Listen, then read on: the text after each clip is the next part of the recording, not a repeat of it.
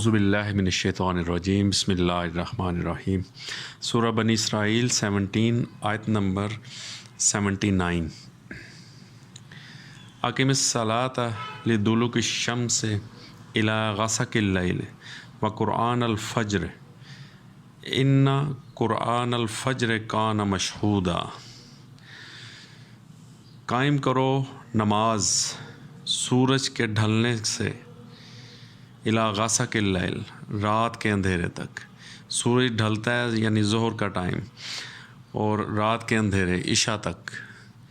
وقرآن الفجر، اور پڑھائی فجر کی، جب صبح کے وقت یہ پڑھائی جب کی جائے قرآن کی، قرآن مطلب پڑھائی، اللہ کی کتاب کی پڑھائی کرنا، پڑھنا، اور فجر کے وقت کا پڑھنا اللہ کی کتاب کا۔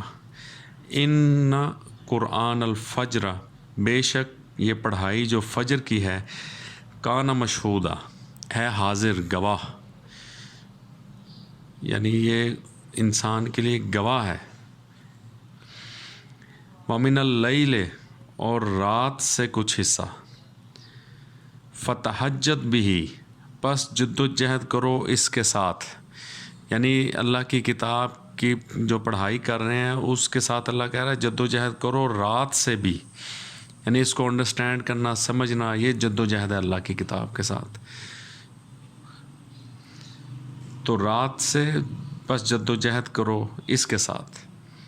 نافلہ تلک، یہ نافل ہے، نفل ہے، زائد ہے، لکا، تیرے لیے۔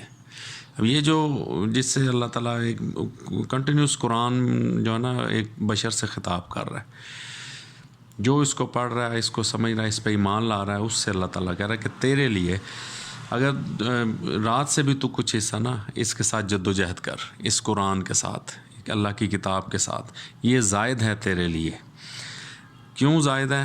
عسیٰ ان یبعثک، قریب ہے کہ اللہ تعالیٰ اپوائنٹ کر دے تجھے، مبعوث کر دے، یا تجھے عطا کر دے، یا کھڑا کر دے، یا تجھے دے دے اللہ تعالیٰ۔ وہ یبعثک، اپوائنٹ کرنا، مبعوث کرنا، تجھے اپوائنٹ کر دے، رب کا، تیرا رب، مقام محمودہ، وہ محمود مقام، جس قابل تعریف مقام۔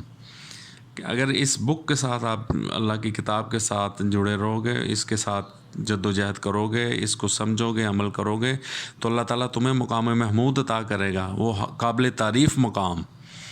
دنیا میں اللہ نے لکھ دیا کہ میرے ایمان والے ہی غالب رہیں گے، اور قابل تعریف مقام بھی ان کا اہل ایمان کا، جو اللہ کی اس کتاب کے ساتھ۔ تو یہ زائد ہے، اللہ تعالیٰ کہہ رہا ہے تیرے لیے، جو اس کتاب پر ایمان لاتے ہیں، اس کے مطابق عمل کرتے ہیں، اس کو سمجھتے ہیں، اس کے ساتھ جد و جہد کرتے ہیں، ان کے لیے مقام محمود یہ دنیا میں بھی ہے، اور آگے بھی اللہ تعالیٰ قابل تعریف مقام دے گا۔ اللہ تعالیٰ ہم سب کو عمل اور سمجھنے کی اور اس پر عمل کرنے کی توفیق عطا فرمائے، آمین۔ صدق اللہ العظیم، جزاک اللہ خیر۔